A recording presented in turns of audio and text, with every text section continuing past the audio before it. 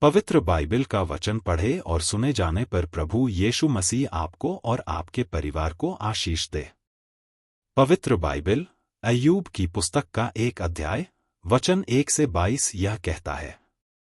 वचन 1। ऊज देश में अय्यूब नाम एक पुरुष था, वह खरा और सीधा था और परमेश्वर का भय मानता और बुराई से परे रहता था।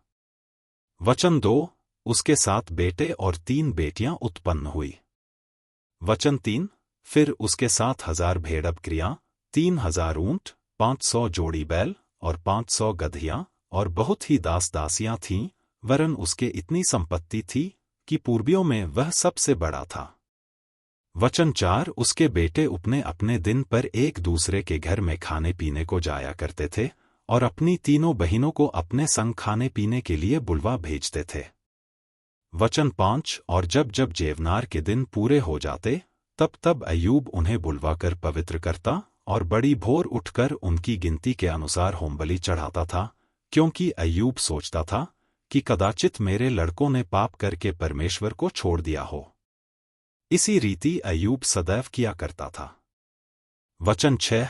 एक दिन यहोवा परमेश्वर के पुत्र उसके सामने उपस्थित हुए और उनके बीच शैतान भी आया। वचन 7। यहोवा ने शैतान से पूछा, तू कहां से आता है? शैतान ने यहोवा को उत्तर दिया कि पृथ्वी पर इधर उधर घूमते फिरते और डोलते डालते आया हूं। वचन 8। यहोवा ने शैतान से पूछा, क्या तूने मेरे दास अय्यूब पर ध्यान दिया है? क्योंकि उसके तुल्य खरा और सीधा और मेरा भय मानने वाला और बुराई से दूर रहने वाला मनुष्य और कोई नहीं है। वचन 9। शैतान ने यहोवा को उत्तर दिया, क्या अय्यूब परमेश्वर का भय बिना लाभ के मानता है? वचन 10। क्या तूने उसकी और उसके घर की और जो कुछ उसका है उसके चारों ओर बाड़ा नहीं बांधा? तूने तो उसके काम पर आशीष दी है। वचन 11। और उसकी संपत्ति देश भर में फैल गई है। परंतु अब अपना हाथ बढ़ाकर जो कुछ उसका है उसे छू, तब वह तेरे मुंह पर तेरी निंदा करेगा। वचन 12। यहोवा ने शैतान से कहा, सुन, जो कुछ उसका है वह सब तेरे हाथ में है, केवल उसके शरीर पर हाथ न लगाना। तब शैतान यहोवा के सामने से चला गया। वचन 13। एक दिन अय्यूब के बेटे बेटियां बड़े भाई के घर में खाते और दाखमधु पी रहे थे। वचन 14। तब एक दूत अय्यूब के पास आकर कहने लगा, हम तो बैलों से हल जोत रहे थे और गधियां उनके पास चर रही थी। वचन 15।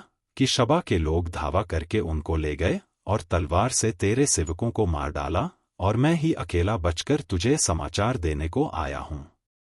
वचन 16। वह अभी यह कह ही रहा था कि दूसरा भी आकर कहने लगा कि परमेश्वर की आग आकाश से गिरी और उससे भेड़-बकरियां और सेवक जलकर भस्म हो गए, और मैं ही अकेला बचकर तुझे समाचार देने को आया हूं। वचन 17। वह अभी यह कह ही रहा था कि एक और भी आकर कहने लगा कि कसदी लोग 3 गोल बांधकर ऊंटों पर धावा करके उन्हें ले गए और तलवार से तेरे सेवकों को मार डाला, और मैं ही अकेला बचकर तुझे समाचार देने को आया हूं। वचन 18।